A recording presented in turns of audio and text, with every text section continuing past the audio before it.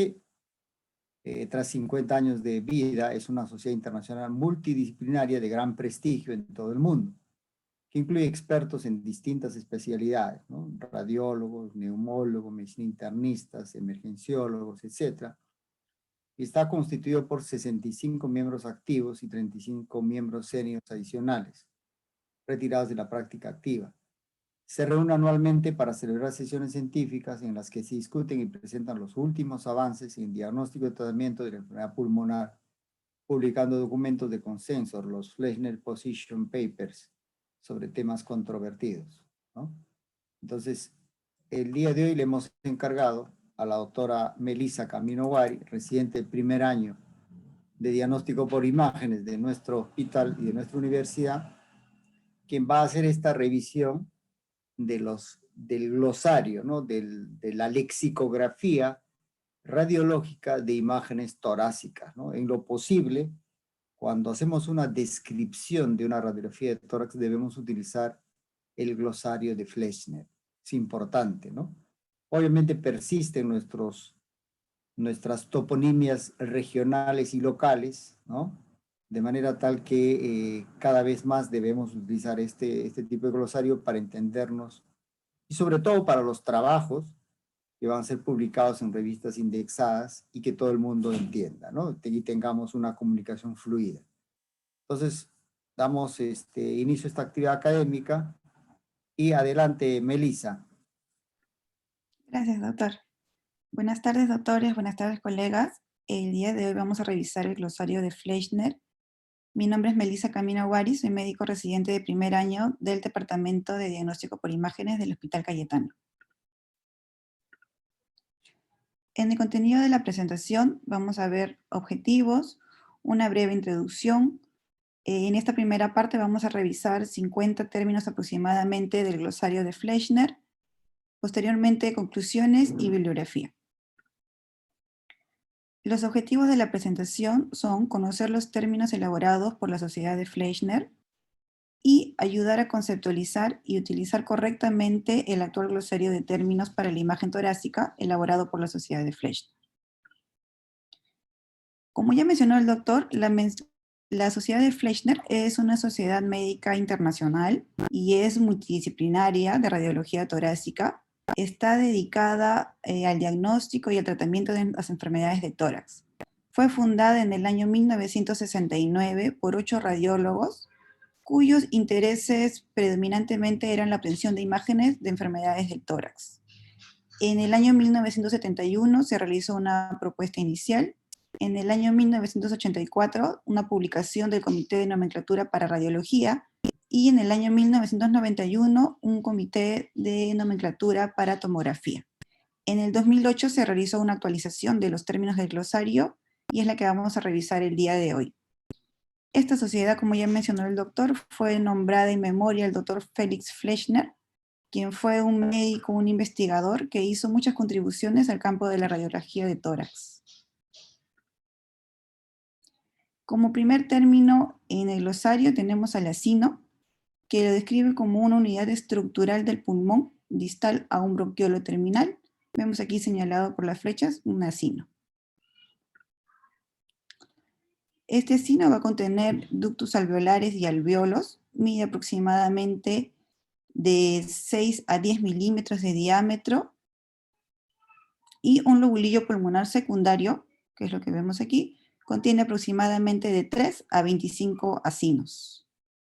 En los estudios por radiografías, tomografías, en un individuo normal no son visibles los acinos, pero en ocasiones pueden identificarse las arterias acinares en los cortes finos de las tomografías.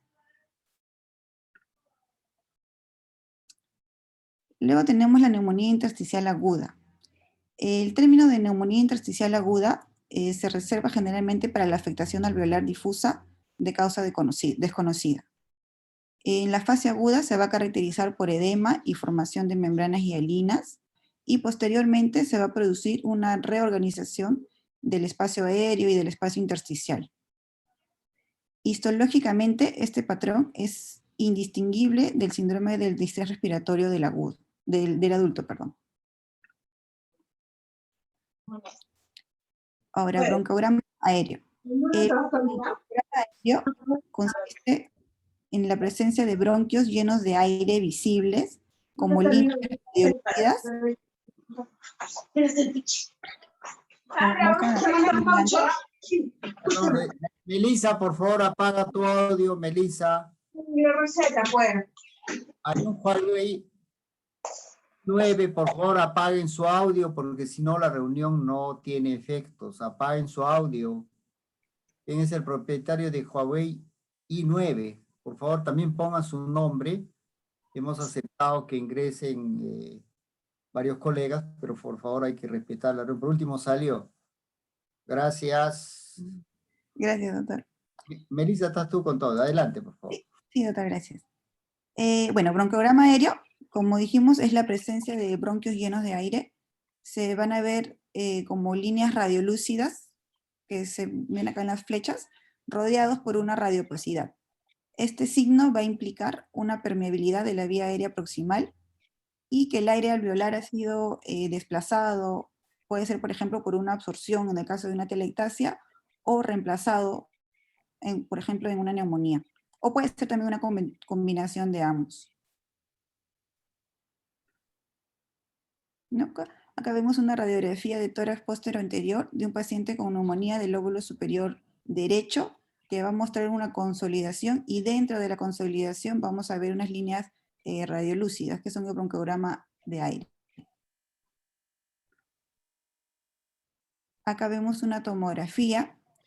En esta vamos a ver los bronquios cónicos ramificados que están llenos de aire, rodeados por un parénquima pulmonar consolidado o hiperdenso. Los diagnósticos diferenciales incluyen neumonía, tanto infecciosa como por aspiración, neoplasias como el linfoma, también edema alveolar, hemorragia alveolar, fibrosis por radiación e incluso sarcoidosis. Ahora, el signo de la media luna o de aire creciente. El signo de la media luna es una colección de aire en forma de media luna, como lo vemos aquí señalado con las flechas, que separa la pared interna de una cavidad de una masa. Y este signo se considera a menudo característico de una colonización por Aspergillus en cavidades ya preexistentes, o también por la retracción de un pulmón infartado en una aspergilosis angioinvasiva. Acá vemos igualmente el signo de la media luna, ¿no? Señalado por la flecha. Ahora tenemos el atrapamiento aéreo. El atrapamiento aéreo es la retención de aire en el pulmón distal a una obstrucción que suele ser parcial. En los cortes de la tomografía se va a ver mejor al final de la expiración, como áreas parenquimatosas con una atenuación menor de lo normal o zonas hipodensas, como lo marca la flecha roja, y no va a haber reducción de volumen. La comparación entre los cortes de inspiración y expiración suele ser útil cuando el atrapamiento es sutil o cuando es difuso. Acá vemos el corte axial de una tomografía, una ventana parenquimal, de un paciente con neumonitis por hipersensibilidad, que va a mostrar múltiples focos de pulmón hipodenso debido al atrapamiento aéreo. Acá igualmente vemos una tomografía en su corte axial de un paciente con bronquiolitis constrictiva, obtenida en inspiración en la parte de arriba y expiración en la parte de abajo, que va a mostrar las áreas de atrapamiento aéreo, como zonas hipodensas. Luego tenemos el espacio aéreo. El espacio aéreo es la parte del pulmón que contiene aire, incluyendo los bronquiolos respiratorios hasta los bronquiolos terminales, pero excluyendo las vías aéreas que son exclusivamente conductoras. En este gráfico podemos ver los espacios aéreos del pulmón, que están compuestos por pequeñas vías respiratorias que participan en el intercambio de gases, como el bronquiolo respiratorio, el conducto alveolar, el saco alveolar y los alveolos. Ahora vamos a ver la ventana aortopulmonar. La ventana aortopulmonar es la región del mediastino que está limitada anteriormente por la aorta ascendente, posteriormente por la aorta descendente, cranealmente por el callado de la aorta y inferiormente por la arteria pulmonar izquierda. En una radiografía de tórax normal puede verse como una concavidad localizada en el borde izquierdo del mediastino, debajo de la aorta, y va a estar por encima de la arteria pulmonar izquierda. Su apariencia también puede modificarse por la tortuosidad de la aorta, y la ventana aortopulmonar es un lugar frecuente de las adenopatías inflamatorias o tumorales. Estas son radiografías normales, ¿no? Ahora, por ejemplo, en esta radiografía de tórax postero anterior, vemos que el espacio de la ventana aortopulmonar ha sido ocupada y es por la presencia de adenopatías mediastínicas. Este es un paciente con una neoplasia de pulmón. Igual en esta proyección lateral del mismo paciente va a mostrar un aumento de la densidad o una zona radiopaca correspondiente a las adenopatías ciliares en la ventana aortopulmonar. El siguiente término es el casquete o gorro apical. Un casquete o gorro apical es una lesión en forma de cúpula que se encuentra en el vértice pulmonar, que está producida habitualmente por una fibrosis intrapulmonar y pleural, que va a tirar hacia abajo la grasa extrapleural, dando lugar a la formación de una placa hialina. La prevalencia del casquete gorro apical aumenta con la edad. La apariencia habitual es un casquete homogéneo con atenuación de partes blandas que rodea el vértice del pulmón. Puede ser unilateral o puede ser bilateral. El engrosamiento es variable y mencionan que puede ser de hasta 30 milímetros. Los diagnósticos diferenciales principales del gorro apical puede ser un tumor de Pancoas, tuberculosis pulmonar, hemorragia mediastínica, fibrosis por radiación o también incluso grasa extrapleural. El siguiente término es distorsión de la arquitectura. La distorsión de la arquitectura se caracteriza por un desplazamiento anormal de los bronquios, vasos, fisuras o septos, y es producido por una enfermedad pulmonar, ya sea localizada o difusa. Particularmente se va a describir para la fibrosis intersticial. Aquí vemos en este corte de tomografía la apariencia del parénquima pulmonar, que está totalmente distorsionada, y este es un paciente pues con fibrosis pulmonar. También muchas veces se acompaña con pérdida del volumen. Aquí vemos otra imagen tomográfica en corte axial, ventana parenquimal. Esta de acá es de un hombre de 62 años que tiene un NM de pulmón del lóbulo superior derecho, que ha sido tratado con radioterapia y muestra una marcada pérdida del volumen del lóbulo superior con un hacinamiento vascular, y también vemos bronquiectasias. El siguiente término es el de telectasia. La telectasia es o lo menciono como lo definen como una reducción en la aireación en una parte o todo el pulmón. Y uno de los mecanismos más comunes es la reabsorción del aire distal a la vía aérea obstruida, por ejemplo en una neoplasia endobronquial. Ahora, también se utiliza como sinónimo el colapso, pero se va a utilizar particularmente cuando la telectasia es severa o cuando está acompañado por un aumento obvio de la opacidad pulmonar. En esta radiografía de tórax postero anterior corresponde a un hombre de 50 años y muestra el colapso del lóbulo superior derecho debido a un NM de células escamosas.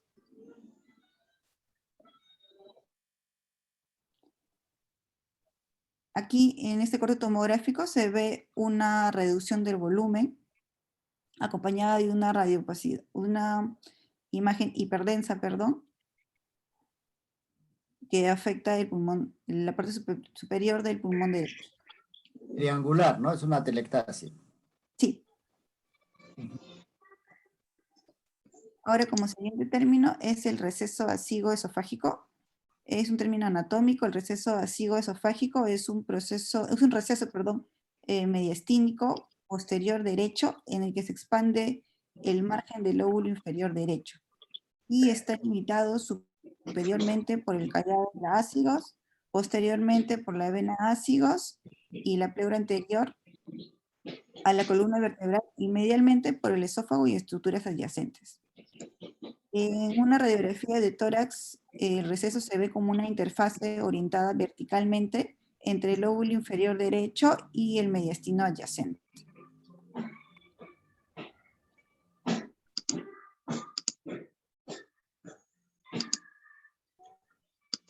Acá igualmente vemos por las flechas señalado el receso estiloesofágico. Ahora tenemos el signo de la silueta. El signo de la silueta es la ausencia de representación de un contorno anatómico de partes blandas. Está causado generalmente por consolidación o atelectasia del pulmón adyacente. Puede ser también por una masa o por líquido pleural contiguo. Y resulta de la superposición de estructuras de una atenuación radiográfica que es similar. En realidad, este signo se refiere a la ausencia de una silueta, ¿no? Como vemos acá marcado por las flechitas negras. Y no siempre es indicativo de enfermedad. Por ejemplo, se ve ausencia de la silueta en pacientes con Pectus cavatum, y a veces también se puede ver en individuos sanos. Ahora tenemos el signo del septo en cuentas de collar. Este signo es un engrosamiento nodular e irregular de los septos interlobulares que va a remedar las cuentas de un collar. Y se ve frecuentemente en la diseminación linfangítica de cáncer y también en pacientes que presentan sarcoidosis. Ahora tenemos la definición de ampolla. Una ampolla o bleb es un espacio pequeño relleno de aire dentro de la pleura visceral o en pulmón o en la parte del pulmón subpleural, y no es mayor de 1 centímetro de diámetro, a diferencia de la bula, ¿no? Que es mayor a 1 centímetro de diámetro. Esta imagen es de una bula, no encontré en realidad la imagen de una ampolla. Es difícil también lo que mencionan la distinción entre bula y una ampolla, ya que ambos van a estar ubicados periféricamente. Generalmente se pueden diferenciar por la medida, ¿no? Una ampolla menos de 1 centímetro y una bula mayor a 1 centímetro. Ahora tenemos las bronquiectasias. Las bronquiectasias son una dilatación bronquial irreversible que puede ser localizada o difusa y que puede afectar, generalmente puede ser idiopática, puede ser también por una infección crónica, por obstrucción proximal de la vía aérea o por enfermedades congénitas.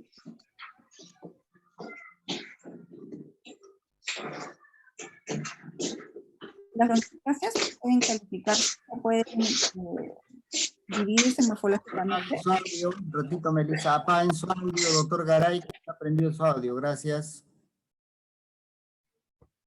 Se pueden dividir morfológicamente como cilíndricas, como vemos acá, varicosas o quísticas, y también como saculares.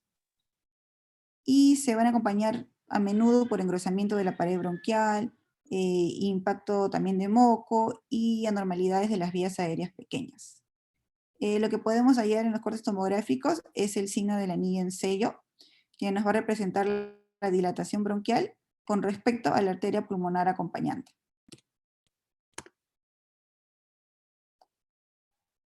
Bronquiolo. Los bronquiolos son las vías aéreas que no contienen cartílago, y los bronquiolos terminales son la parte más distal de las vías aéreas que son puramente conductoras. De ellos van a salir los bronquiolos respiratorios, de estos los alveolos, que van a permitir el intercambio de gases. En los estudios de radiografía y tomografía, los bronquiolos no se van a identificar en los individuos normales, individuos sanos, debido a que estas paredes bronquiolares son muy pequeñas, son bien delgadas.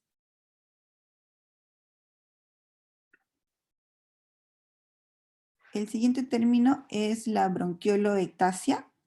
La bronquioloectasia se va a definir como la dilatación del bronquiolo y está producida por una enfermedad inflamatoria de la vía aérea que generalmente, que puede ser reversible o más frecuentemente se presenta también por fibrosis pulmonar.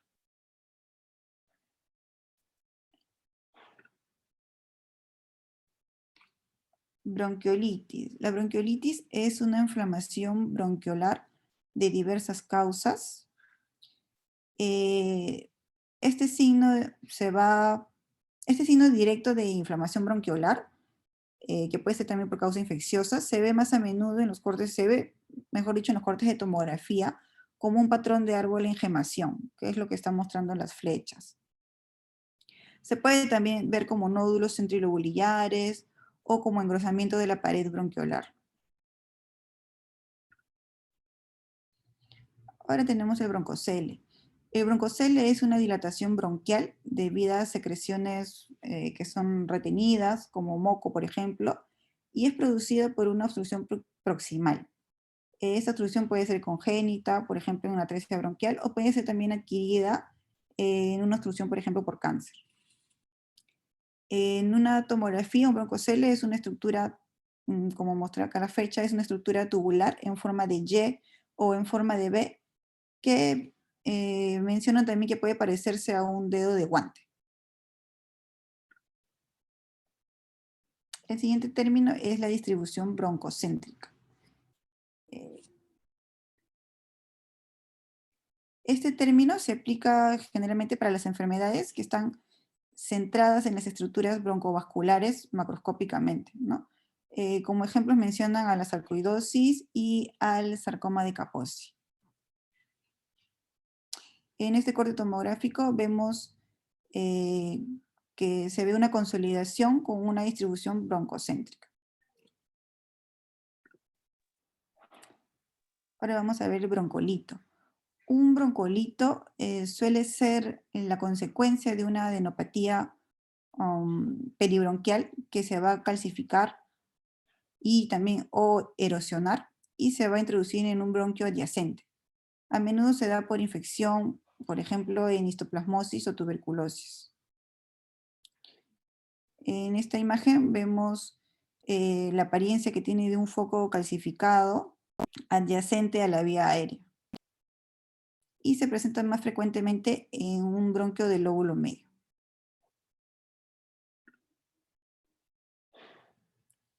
La bula es un espacio aéreo que va a medir más de 1 centímetro, a diferencia de la ampolla, que claramente está delimitado por una pared delgada que no es mayor a 1 milímetro de grosor. En los estudios de radiografía y tomografía, una bula va a aparecer como una radiolucencia focal redondeada o un área de disminución de la atenuación en el caso de la tomografía, ¿no? De 1 centímetro o más de diámetro, limitado por una pared delgada, como vemos acá.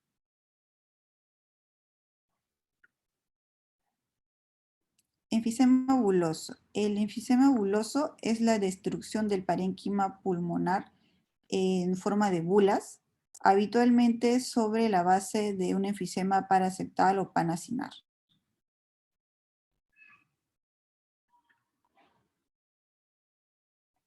Una cavidad. Una cavidad es un espacio relleno de aire que se ve como una radiolucencia o área de baja atenuación en tomografía dentro de una consolidación pulmonar, dentro de una masa o dentro de un nódulo.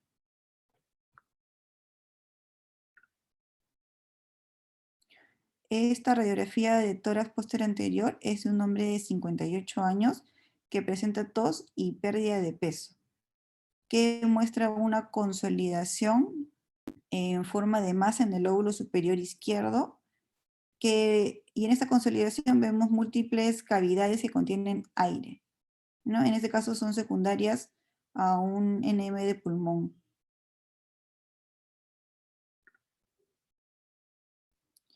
El término centro lobulillar. Este término describe la región bronquiolovascular central del lobulillo pulmonar secundario. Y lo usan también los patólogos para describir la localización de lesiones que van más allá del bronquiolo terminal, que se ven en los bronquiolos respiratorios o también en los ductos alveolares. El enfisema centrilobulillar, perdón. El enfisema centrilobulillar se caracteriza por la destrucción de las paredes alveolares centrilobulillares y un ensanchamiento de los bronquiolos respiratorios y de los alvéolos asociados. Esta es una de las formas más comunes de enfisema en los pacientes que son fumadores crónicos.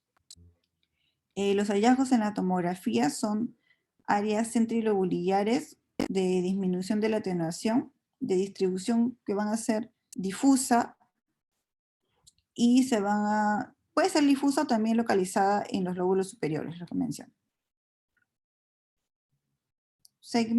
Un segmento va a ser la unidad de un lóbulo ventilada por un bronquio segmentario y perfundida por una arteria pulmonar segmentaria. Generalmente hay de 2 a 5 segmentos por lóbulo. Son como 6. Consolidación. La consolidación la definen o se refiere a un exudado o otro producto patológico que va a reemplazar el aire alveolar. Yo creo que comparten el Pero link con cuando el neumo. Tenemos tema de neumo. Ana, apaga tu audio, se escucha. Gracias. Continúa, Melissa.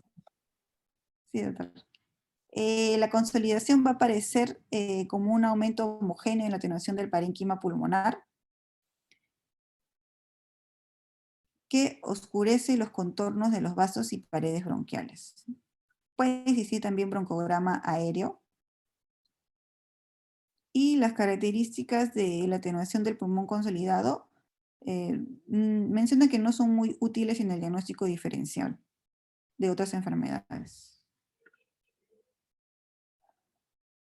Acá, esta es una radiografía de tórax postero-anterior de una paciente mujer de 34 años que presenta una neumonía por estreptococo y muestra una consolidación del lóbulo inferior derecho que va a oscurecer el aspecto lateral del hemidiafragma derecho, va sutilmente a borrarlo, y también se ve acá el signo de broncograma aéreo, las líneas radiolúcidas, perdón. Ahora tenemos el patrón de empedrado o crazy paving. Este patrón va a aparecer como un engrosamiento de los septos interlobulillares y también de las líneas intralobulillares, que estos van a ser superpuestos sobre un fondo que lo menciono como una opacidad en vidrio deslustrado. Y tiene el nombre porque va a recordarnos de la forma irregular de las piedras en un adoquinado.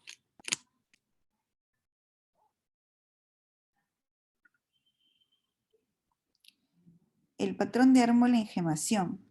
Este patrón corresponde a estructuras ramificadas centrilobulillares que nos van a recordar a un árbol en gemación y engloba un espectro de alteraciones endobronquiales y peribronquiales que incluyen la impactación de moco, la inflamación, también la fibrosis. Y es más pronunciado en la periferia del pulmón y se asocia también con anormalidades de las vías aéreas. Menciona que es común en la panbronquiolitis difusa, en la infección micobacteriana y en la fibrosis quística. Ahora tenemos al quiste. El quiste es cualquier espacio redondo o circunscrito que está rodeado por una pared fibrosa de grosor variable. Pared epitelial o fibrosa es lo que menciona. Y va a aparecer como una radiolucencia parenquimatosa rodeada por un área de baja atenuación con una interfase bien definida con el pulmón normal. Mencionan que el grosor de la pared puede ser variable, pero generalmente es menor a 2 milímetros y va a aparecer sin un enfisema pulmonar asociado. Además mencionan también que los quistes en el pulmón generalmente van a contener aire, pero en algunas ocasiones pueden contener líquido o material sólido. Y este término se va a utilizar generalmente para describir el espacio lleno de aire.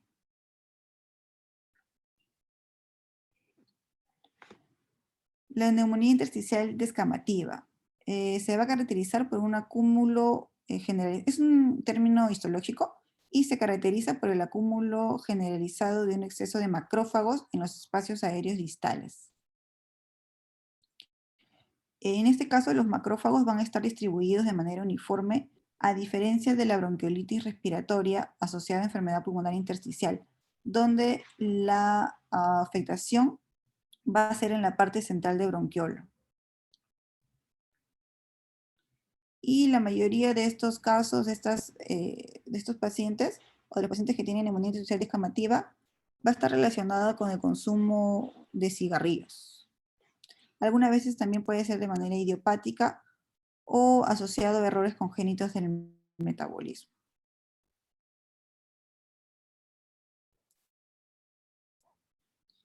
En las imágenes tomográficas se pueden describir como varias anormalidades, pero predominantemente va a ser la opacidad en vías de lustrado, lo que se muestra en estos pacientes, que tienden a tener una distribución basal y también periférica.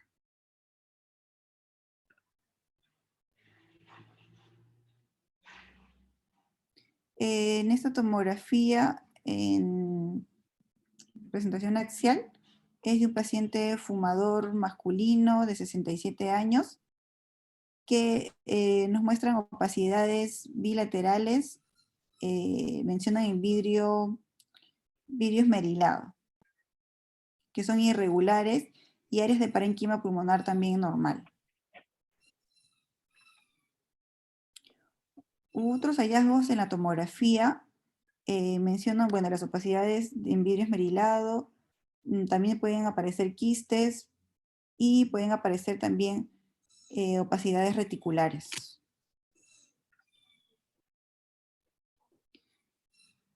El siguiente término es el enfisema.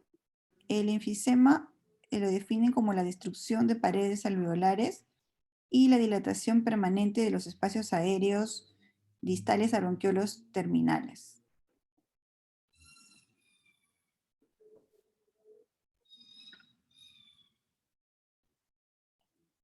La cisura, un término anatómico, va a ser el repliegue de la pleura visceral que separa un lóbulo o parte de un lóbulo de otro.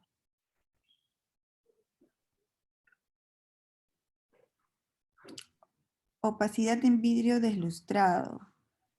En la radiografía de tórax, la opacidad en vidrio deslustrado va a aparecer como un área de opacidad pulmonar tenuemente aumentada, que suele ser difusa y extensa, dentro de las cuales se van a poder distinguir los contornos de los vasos pulmonares.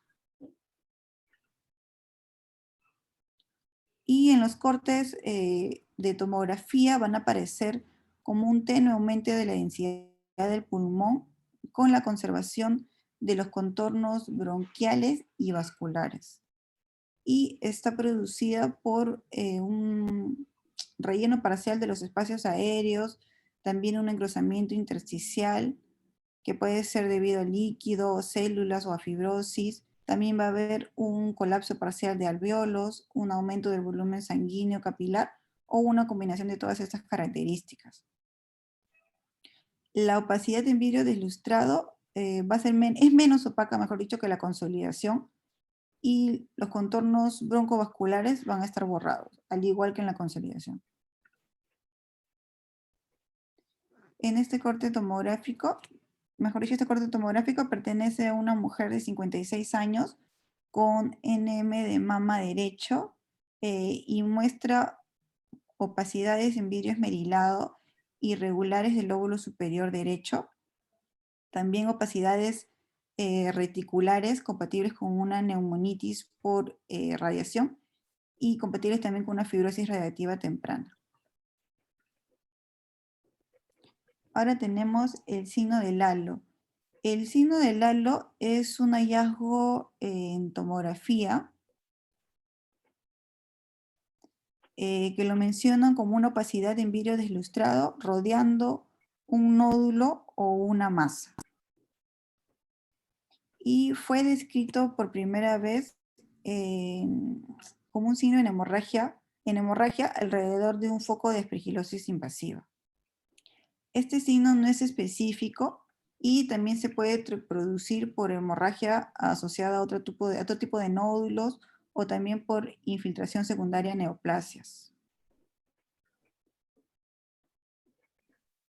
En este corte axial de una tomografía que pertenece a un paciente con aspergilosis invasiva y nos muestra dos nódulos pulmonares sólidos rodeados de halos de opacidad en vidrio esmerilado que van a representar la hemorragia. El siguiente término es el hilio. El hilio es un término genérico que describe la muesca en la superficie de un órgano donde los vasos y nervios van a conectar con el órgano, ¿no? Acá vemos el hilio del pulmón derecho y aquí del pulmón izquierdo.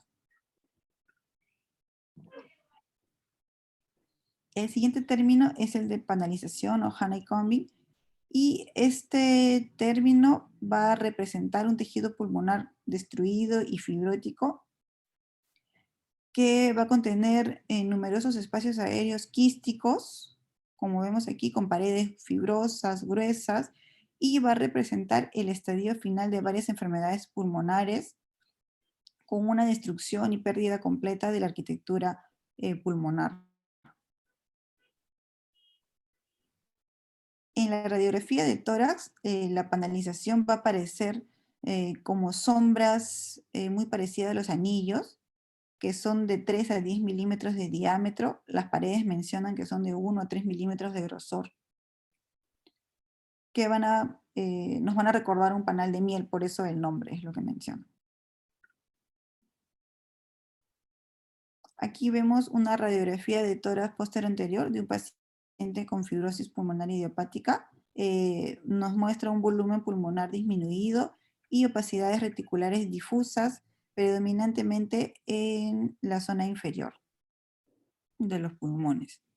Y esta es la tomografía del mismo paciente que nos muestra el panal de abeja, que va a ser predominantemente en el lóbulo inferior.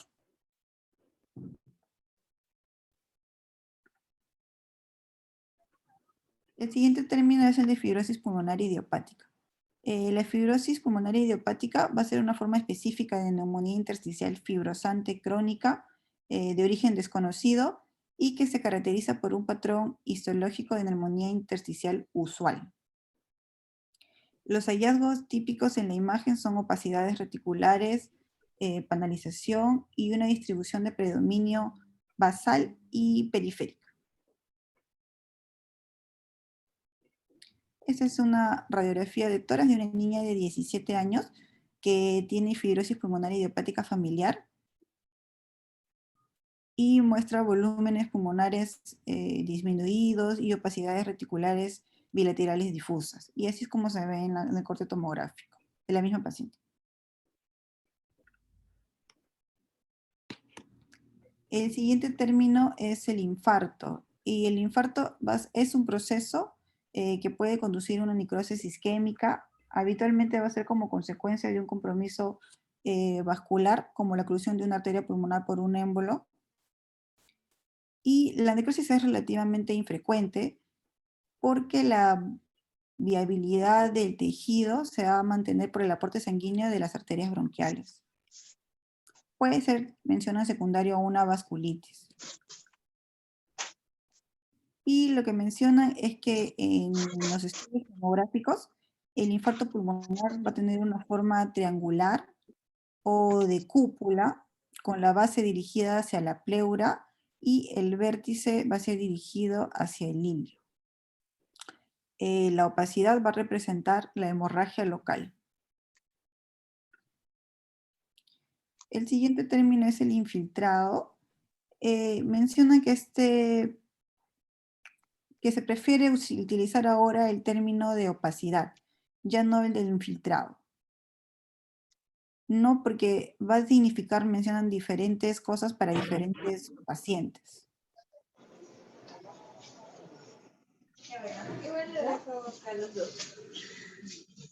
El siguiente término es el de engrosamiento septar. Buenas, para dejar una orden para que tomen en UCIN a las 4 de la mañana.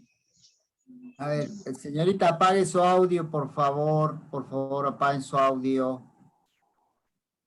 Apaguen su audio, gracias. Ya me apago. Apague su audio. Doctor Salazar también está con su... Gracias, muy amable, adelante. Gracias. El siguiente término es el de engrosamiento septal o interlobulillar. Este engrosamiento se va a ver en las radiografías de tórax como radiopacidades lineales, delgadas, perpendiculares a la superficie pleural lateral y en contacto con ella. Se va a ver también cerca de las bases. Y con las flechas rojas estamos viendo las líneas B de Kerley. Y se va a ver más frecuentemente en la diseminación linfangítica de cáncer o también en edema de pulmón.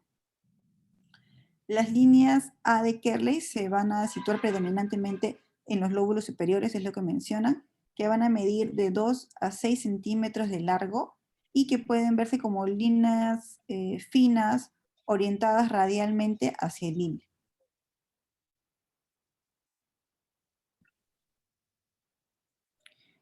En los cortes de tomografía, la enfermedad que afecta a uno de los componentes de los septos, o los septos interlobulares, mejor dicho, puede ser responsable del engrosamiento que se hace, puede ser responsable del engrosamiento que vemos aquí, los septos, ¿no? Que se van a ver generalmente en los cortes finos de las tomografías. Y mencionan también que este engrosamiento de las líneas interlobulares puede ser liso o incluso nodular. El siguiente término es el del septo interlobulillar. Los septos interlobulares son estructuras como láminas de 10 a 20 milímetros de largo que forman los bordes de los lobulillos. Y en la periferia son más o menos perpendiculares a la pleura. Además, estos septos interlobulares van a estar compuestos de tejido conectivo y van a contener los vasos linfáticos y las vénulas pulmonares.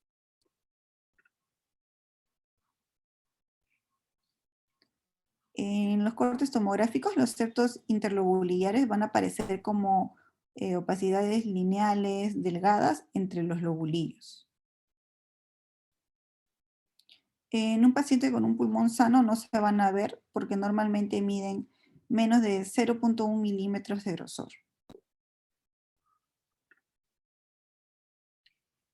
El siguiente término es el de enfisema intersticial. El enfisema intersticial se va a caracterizar por la existencia de aire dentro del intersticio pulmonar y se localiza típicamente alrededor de, mejor dicho, en las vainas peribroncovasculares, septos interlobulares y también en la pleura visceral. Y se va a ver más frecuentemente en recién nacidos que reciben ventilación mecánica.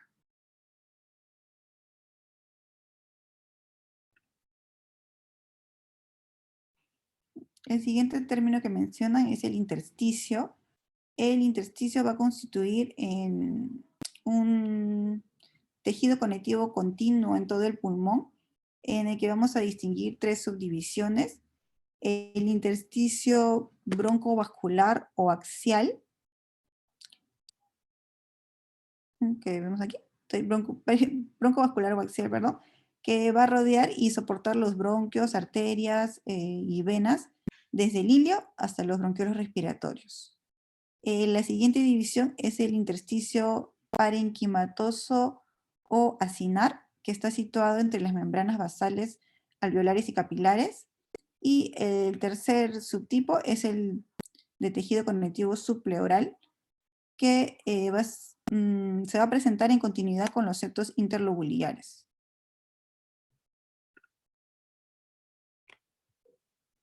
El siguiente término es de líneas intralobulares. Las líneas intralobulares son opacidades lineales muy finas en un lobulillo cuando el tejido intralobular es anormalmente grueso. Cuando son numerosas, estas líneas pueden aparecer como un patrón reticular fino y pueden verse en varias patologías, por ejemplo en la fibrosis intersticial y proteinosis alveolar. El siguiente término es el de pico yuxtafrénico. Un pico yuxtafrénico es una pequeña opacidad triangular con base en la cúpula de un hemidiafragma, como vemos aquí, y va a estar asociado a la pérdida de volumen del lóbulo superior de cualquier causa. Puede ser por fibrosis pulmonar idiopática, por una fibrosis por radiación o por lobotomía superior. Se va a identificar de forma más rápida en las radiografías frontales, ¿no? Ahora tenemos el término de atelectasia lineal. Una atelectasia lineal va a ser un área focal de atelectasia subsegmentaria con una configuración lineal, que se extiende casi siempre hasta la pleura. Habitualmente se presenta de manera horizontal, pero también puede ser oblicua o vertical. Y el rango de grosor de la atelectasia mencionan que puede ser desde pocos milímetros hasta 1 centímetro. El siguiente término es anatómico, el lóbulo, que lo mencionan como la división principal del pulmón. Normalmente van a haber normalmente hay 3 lóbulos en el lado derecho y 2 lóbulos en el lado izquierdo. Y cada lóbulo va a estar envuelto por la pleura visceral, excepto en la raíz del ilio y cuando la cisura interlobar es incompleta. El siguiente término que menciona es el de estructuras centrolobulillares. Son las estructuras del centro lobulillar, estructuras centrales del lobulillo pulmonar secundario y consisten en la arteria y el bronquiolo centrilobulillar.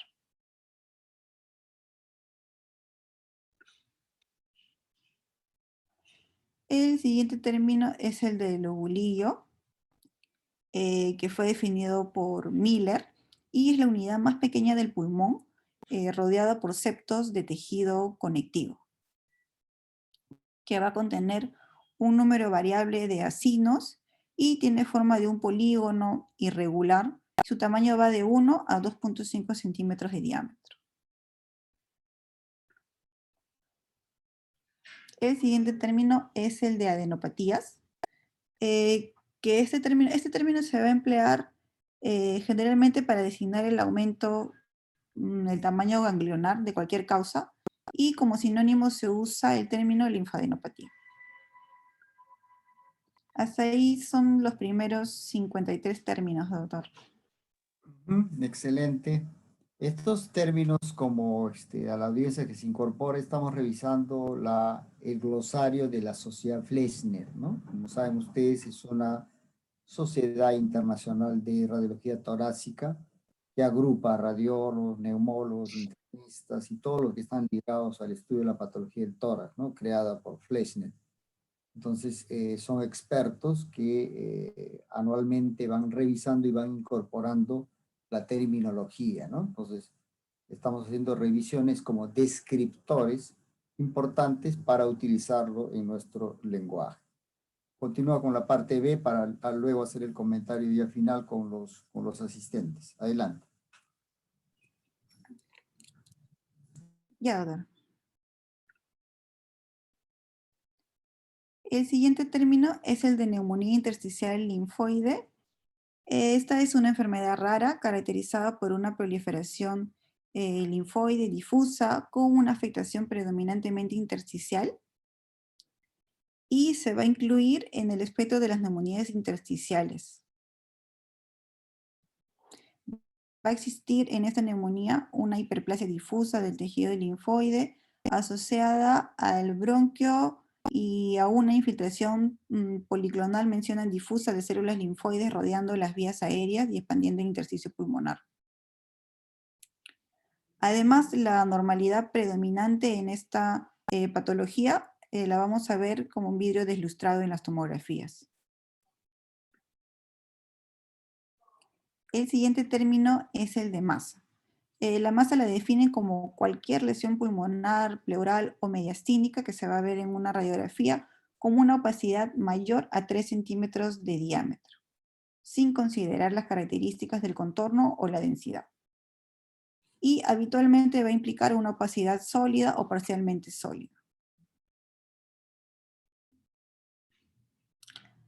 En este corte tomográfico, que pertenece a un paciente masculino de 57 años con un NM de células escamosas de pulmón, y muestra, como marcan acá las flechas celestes, una gran masa polilobulada, mencionan, del lóbulo superior derecho, con la presencia también de ganglios aumentados de tamaño.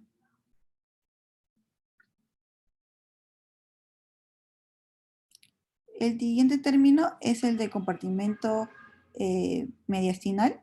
Los compartimentos anatómicos del mediastino van a ser el anterior, el medio y el posterior.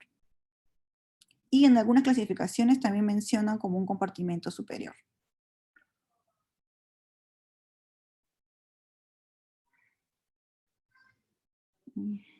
Perdón, acá el término es micronódulo.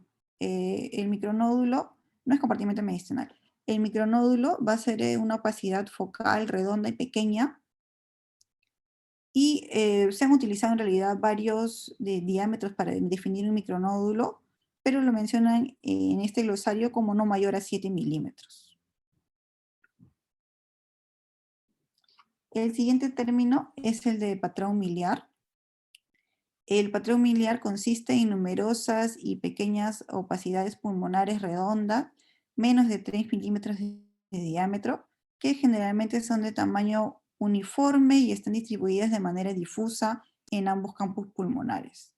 Y este patrón es la manifestación de una diseminación hematógena, puede ser de la tuberculosis o puede ser también metastásica.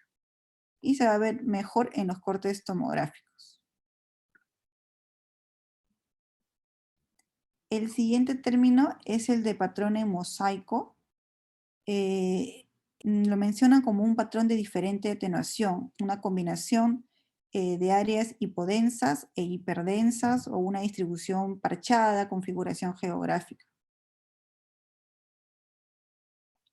Puede verse en la enfermedad intersticial, también en las enfermedades vasculares oclusivas, o mencionan en las enfermedades obliterantes de las pequeñas vías aéreas. El siguiente término es el de micetoma. Un micetoma es una masa constituida por hifas entrelazadas. Habitualmente se presenta en la aspergilosis, y mencionan que estas hifas están entrelazadas con moco, fibrina y restos celulares, que van a colonizar una cavidad que puede ser secundaria, por ejemplo, también a tuberculosis, ¿no? Una cavidad previa. El siguiente término es el de patrón nodular. El patrón nodular se va a caracterizar en la radiografía de tórax por la presencia de innumerables opacidades redondas, pequeñas, discretas, con un rango de diámetro que va desde 2 a 10 milímetros. El siguiente término es el de nódulo. Un nódulo en una radiografía de tórax lo mencionan como una opacidad redonda que puede estar bien o mal definida y puede ser de hasta 3 centímetros de diámetro.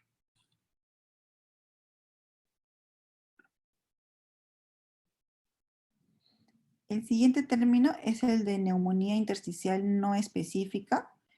Esta patología se va a caracterizar por un patrón histológico de afectación intersticial uniforme por diversos grados de inflamación crónica o de fibrosis.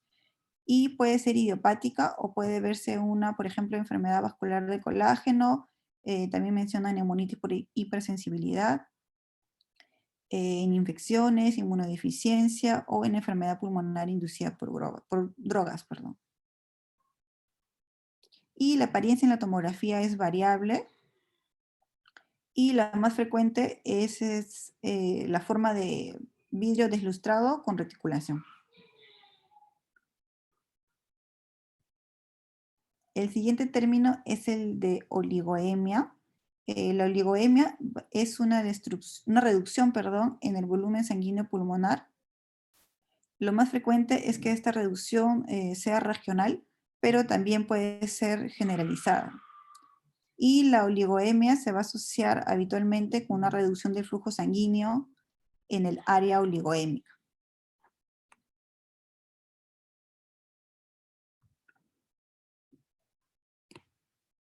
El siguiente término es el de opacidad. La opacidad se va a referir a cualquier área que atenúa las de rayos X y por lo tanto va a parecer más radiopaca que los alrededores, ¿no? Es un término inespecífico en realidad que no va a indicar el tamaño o la naturaleza o la etiología de la normalidad.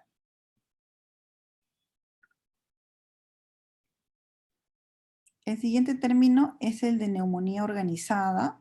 La neumonía organizada se va a manifestar como un patrón histológico caracterizado por la existencia de tapones de tejido conectivo en los vasos aéreos y también en las vías aéreas distales.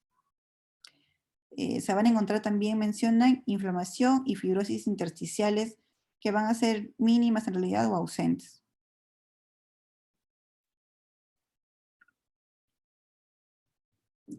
El siguiente término es el de enfisema panacinar. El enfisema panacinar va a afectar a todas las porciones del acino y del lobulillo pulmonar secundario y va a predominar en los lóbulos inferiores y es la forma de enfisema que se va a asociar al déficit de alfa-1 antitripsina. En los estudios tomográficos se va a manifestar como una disminución generalizada del parénquima pulmonar con una disminución del calibre de los vasos sanguíneos en el área afectada.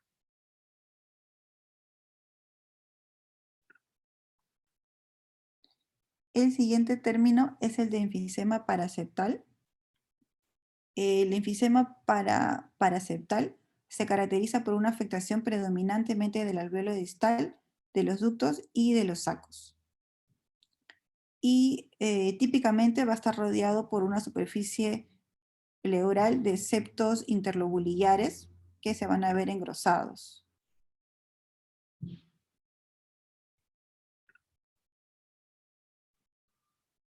El siguiente término es el de parénquima, es un término anatómico.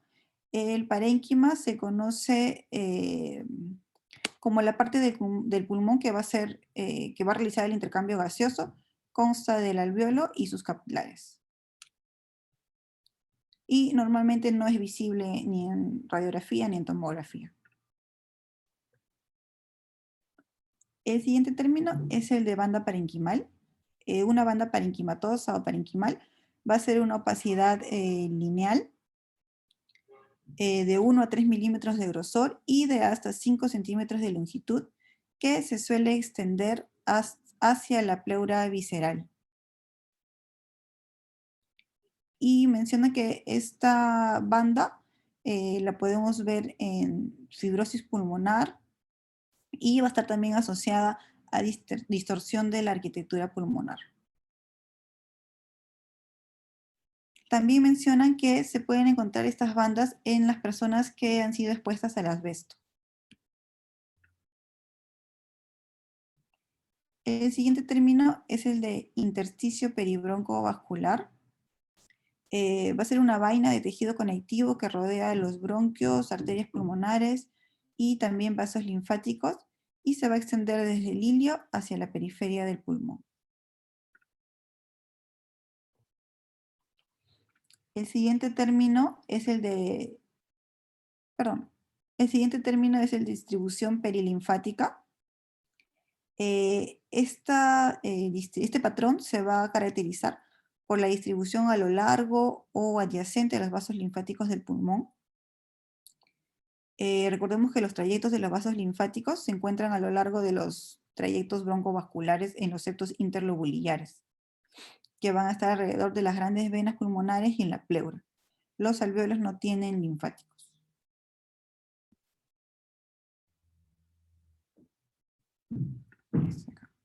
El siguiente término es el de neumatocele.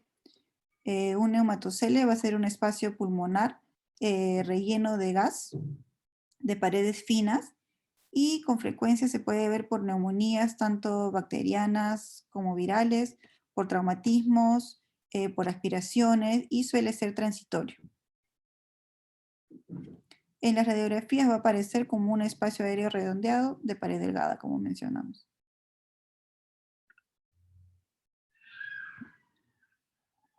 El siguiente término es el de neumomediastino, que se define en realidad como aire dentro del mediastino. Este puede ser espontáneo, a una rotura alveolar o a una disección, a una rotura alveolar, o puede ser también traumático. En las radiografías va a aparecer como bandas radiolúcidas que mayormente son orientadas de manera vertical. Algunas de estas bandas mencionan que también pueden delimitar los vasos y los bronquios principales.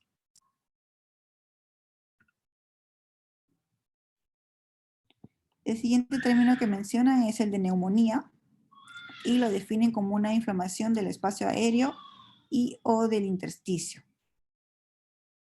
Y que la neumonía infecciosa se va a caracterizar por un exudado que produce una consolidación. Además mencionan que este término se puede utilizar también para referirse a una serie de trastornos no infecciosos, por ejemplo, neumonía intersticial idiopática. El siguiente término es el de neumopericardio. Un neumopericardio es la presencia de gas en la cavidad pericárdica. En adultos habitualmente es iatrogénico, postquirúrgico, y el neumopericardio se va a distinguir del neumomediastino porque la radiolucencia que vamos a ver no se va a extender fuera del saco pericárdico. El siguiente término es el de neumotórax. Lo definen como la presencia de gas en el espacio pleural y puede ser espontáneo, traumático y atención. El siguiente término es el de neumotórax atención, que es la acumulación de gas intrapleural que va a estar bajo presión. Si el pulmón del mismo lado es normal, se va a colapsar completamente. Sin embargo, un pulmón con distensibilidad disminuida, como en la fibrosis, podría permanecer parcialmente inflado o aireado.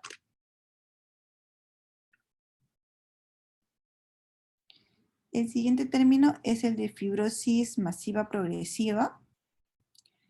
Esta situación se va a producir por una aglomeración de partículas de polvo y depósitos de colágeno de crecimiento lento en individuos que van a ser expuestos a polvo inorgánico, principalmente en los trabajadores que son expuestos a carbón.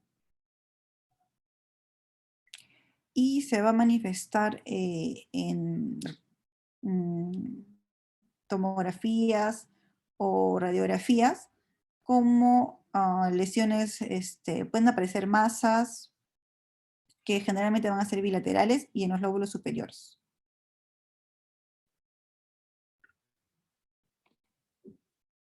El siguiente término es el de pseudocavidad.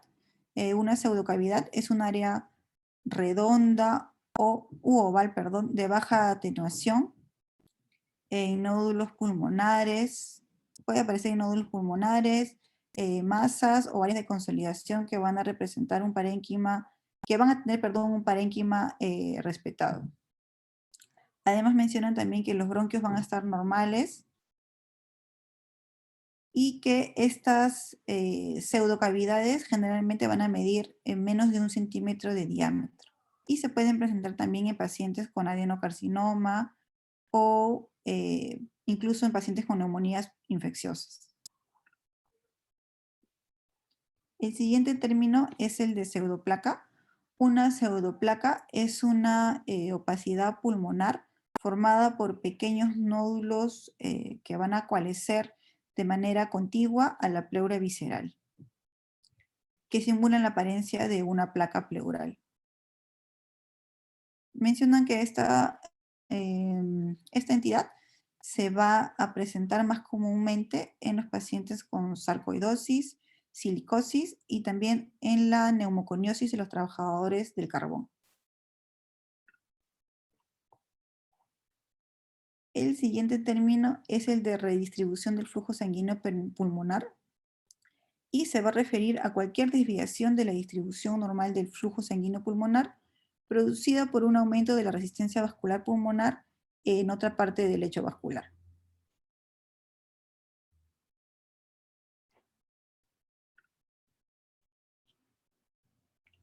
El siguiente término es el de bronquiolitis respiratoria con enfermedad pulmonar y mencionan que esta es una enfermedad relacionada con el tabaco y está caracterizada por inflamación, predominantemente va a ser por macrófagos.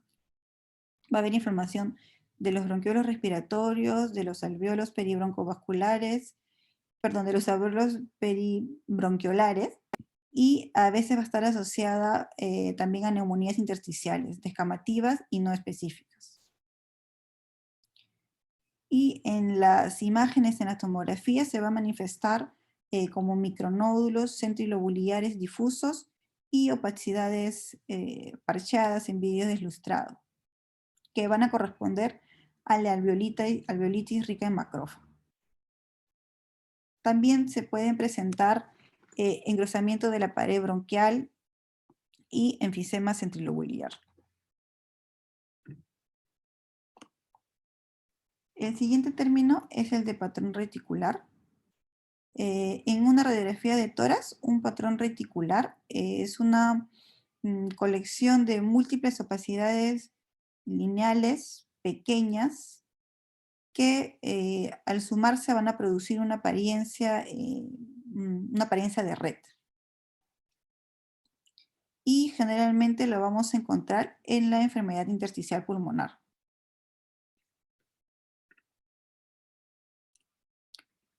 El siguiente término es el de patrón retículo nodular. En realidad este es un patrón combinado de reticular y nodular. Y es habitualmente el resultado de la suma o de la superposición de los puntos de intersección de las líneas con los nódulos.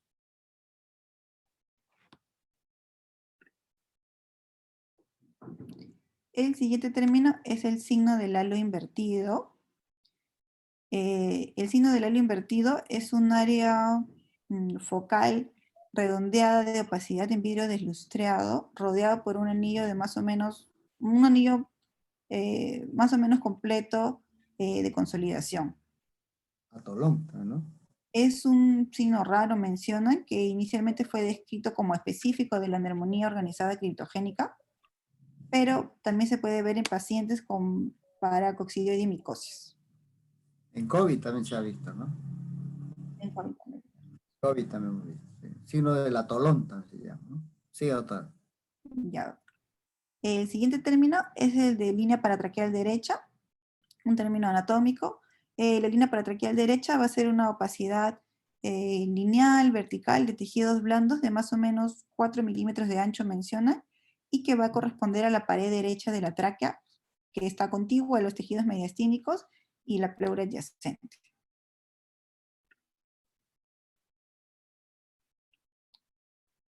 El siguiente término es el de atelectasia redonda.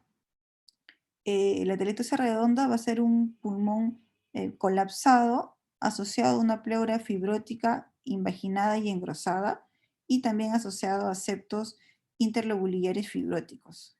Y como con frecuencia va a ser consecuencia de un derrame pleural exudativo y se ve generalmente en la asbestosis.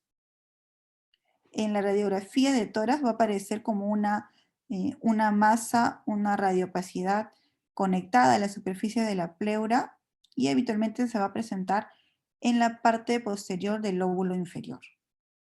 Va a haber también distorsión de la disposición de los vasos. El siguiente término es el del signo del anillo en sello. Y este hallazgo se va a ver en pacientes con bronquiectasias y está formado por una opacidad en forma de anillo que va a representar el bronquiolo bronquio, perdón, dilatado, esta es una sección transversa, y una pequeña opacidad adyacente que va a corresponder a la arteria pulmonar acompañante.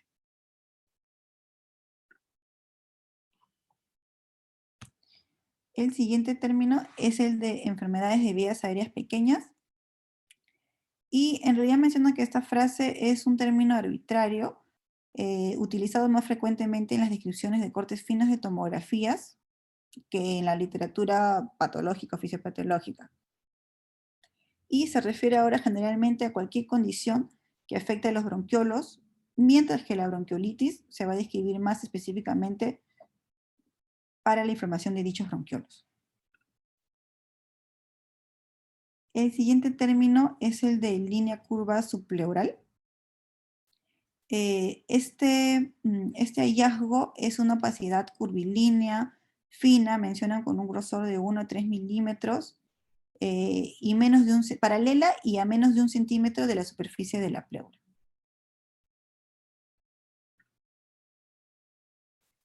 El siguiente término es el de neumonía intersticial usual. Es también una descripción histológica. Lo mencionan como una fibrosis pulmonar caracterizada por heterogeneidad espacial y temporal, con fibrosis establecida y panalización alternando con tejido normal. Además que los hallazgos claves serían los focos fibroblásticos con destrucción fibrótica de la arquitectura pulmonar y se presenta como una panalización. Ese es el último. ¿Sí? Como conclusiones, tenemos que el conocimiento o el conocer los términos del glosario de Fleischner nos van a permitir estandarizar y usar correctamente los términos radiológicos, y así vamos a poder optimizar nuestras descripciones en el diagnóstico por imagen. Esa es la bibliografía. Gracias.